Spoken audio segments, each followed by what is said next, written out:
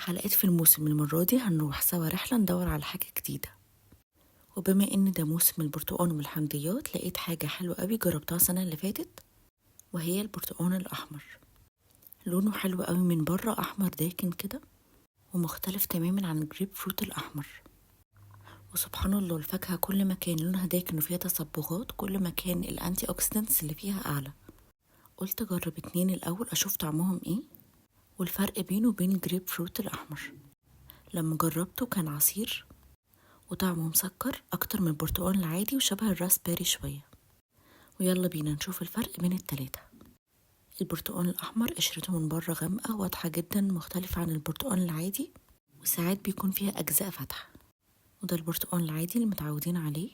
الجريب فروت بتكون قشرته صفرا من بره بس فيه بقعة حمرا شوية، وده لما قطعته نصين سبحان الله لونه داكن جدا وتقريبا مفهوش بذر خالص، وغني بالأنثوسيانين اللي بيديله اللون بتاعه. وهنا قسمت الجريب فروت، لونه بيكون لايت بينك او محمر شوية كده. الفرق بينهم باين قوي، وده البرتقال العادي اللي كنا متعودين عليه. استنوا الجزء التاني عشان تعرفوا عملت بيه ايه.